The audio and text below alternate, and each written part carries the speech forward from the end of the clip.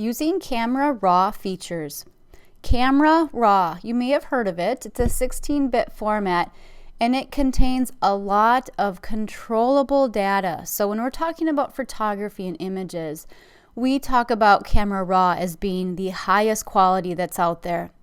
The files are twice the size of a regular JPEG, and that's why a lot of people choose not to shoot their photography in Camera Raw because it just takes up so much space for storage. The cool thing about Camera Raw is that it does not discard any color information. So resolution contained with a Camera Raw file, around 65,000 data points in a 16-bit image. That's comparable to only 256 data points in an 8-bit image. So we're talking about a difference between 65,000 pieces of information versus 256. So that's quite a difference. Camera Raw file is very similar to a digital negative. It contains all of the information a camera has about a specific image. It's really similar to a TIFF format in that it does not discard any color information. With Camera Raw settings, they can be saved. We can save up to 100 settings and then apply to a specific camera or a specific lighting situation when you take your photography.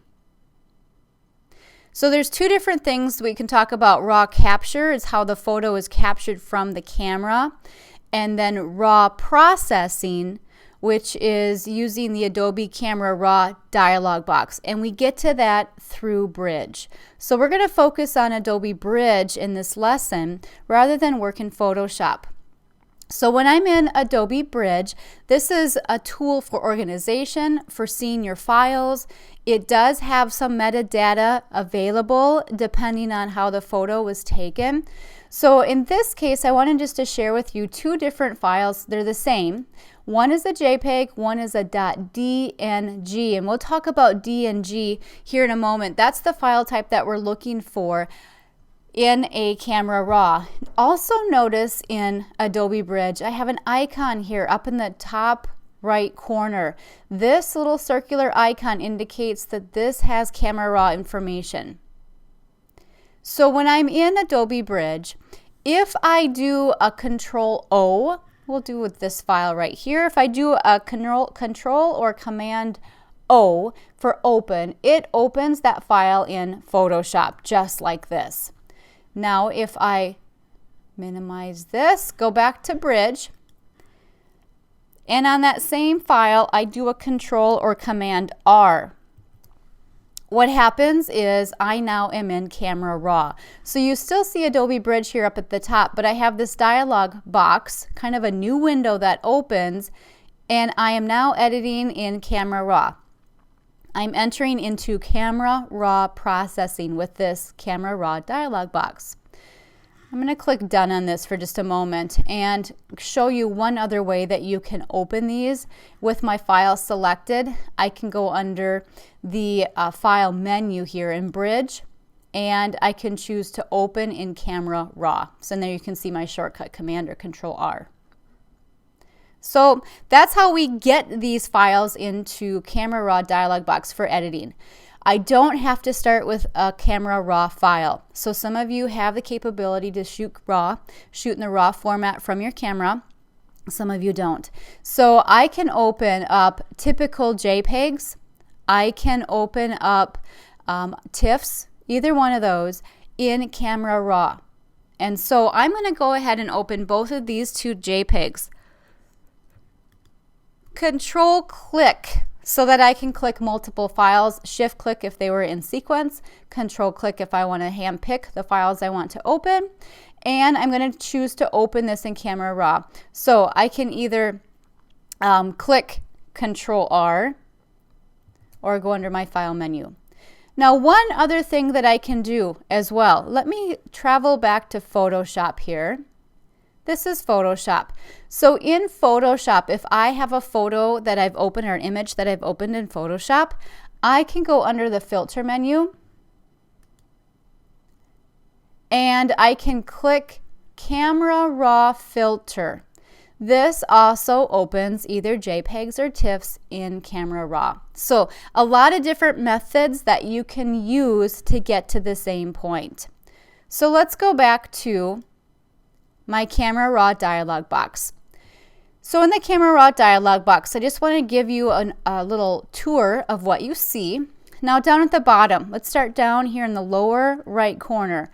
I have Open Image, I have Cancel, I have Done. If I choose Open Image, let's get that tooltip up again. You can shift click to open it as a smart object in Photoshop.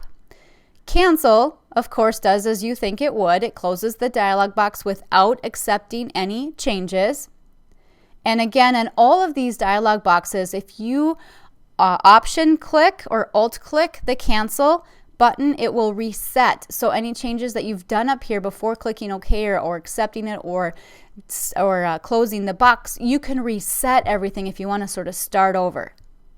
Done applies the changes and closes the dialog box without opening anything. If I want to play with multiple images at the same time, I can open multiples, which I did this time. I control clicked and selected 2 images to open in Camera Raw, and they will appear over here in the film strip. I have a film strip, so I can toggle back and forth, and you can see the information for each specific photo will update and change. So like I mentioned, we can work with a Camera Raw file format, we can work with a TIFF, and we can work with a JPEG. Over here we have a histogram. So remember, the histogram is a chart, it's a graph of the number of pixels in a certain area, so it's counting the pixels of specific colors. So when we're here in the Camera Raw settings, we can certainly change the settings for this specific image. What's cool about it is that in the raw format, you end up with what's kind of called a sidecar file. You get an XMP file. The XMP file is the stored settings, and it's created when you open a Camera Raw file in the Camera Raw dialog box. It contains the metadata, so it accompanies the Camera Raw file, and it has all of this information. So that's what's unique with a Camera Raw, because I'm never destroying information, I'm just adding settings to be applied to the file. So back over here in the image editing or image adjustment area. So we find basic individual tabs, and if you let your cursor rest here, you'll see the first one starts with the basic tab. So the basic tab allows us to do specific things here. We have exposure, contrast, highlights, shadows, whites and blacks, the clarity, the vibrance, the saturation, and up at the top we have overall temperature and we have tint. And then we have the white balance here as shot, auto, or custom. So we can take these current settings and we can save them.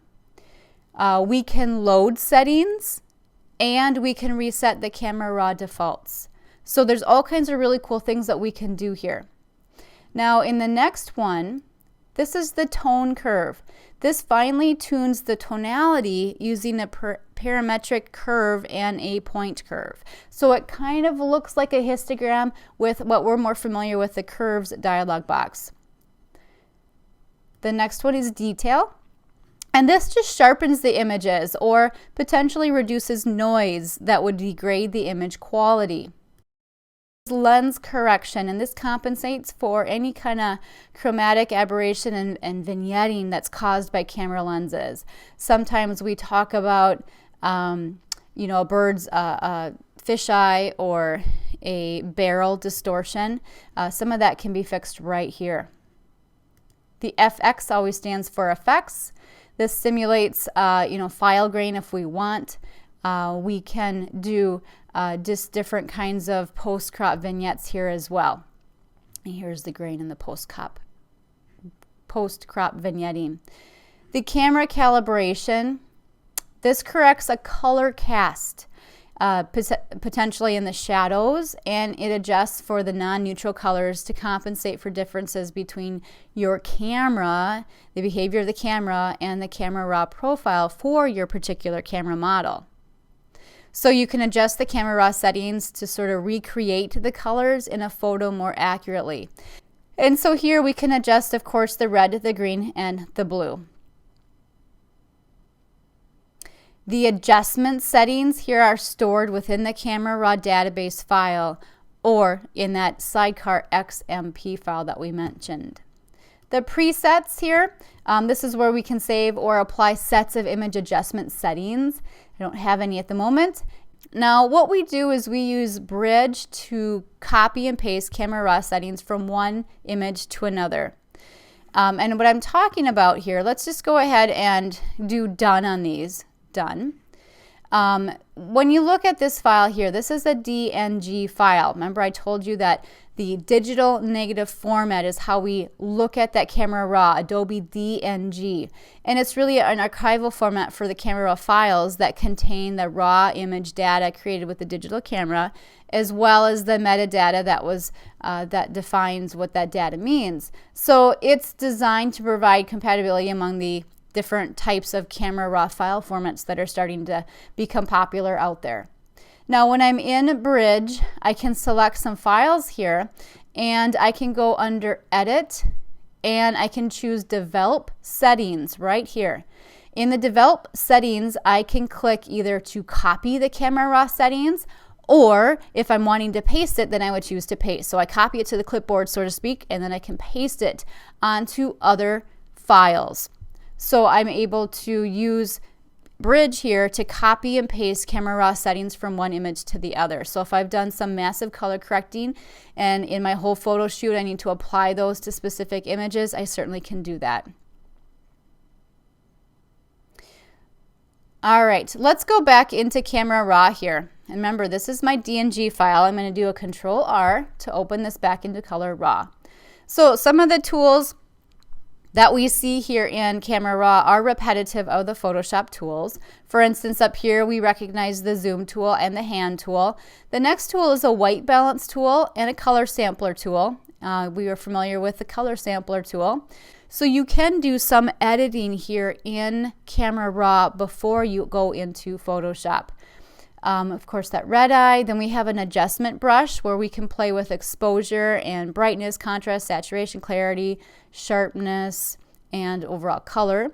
So some of those tools are familiar. I'll tell you, I've been in a professional setting with a photographer at General Mills and watched them as they shot their photos for their products in their test kitchen, and they had it all staged with their food stylists. And then we took the photos back into the design area, and the individuals took those photos directly from the camera and straight into the Camera Raw dialog box. And this is where they first did their editing before they entered into Photoshop. They did all of their color correctings here in Camera Raw before they went into Photoshop. So this is very much used in industry, very much used in the photography world. This is something that you need to be familiar with. If your camera doesn't have the capability to shoot Camera Raw, just know that it's here. Maybe take a regular old TIFF or JPEG and play with it a little bit to understand how powerful this tool is. So Camera Raw, something that you should be aware of, and do a little bit more research on it to learn more about.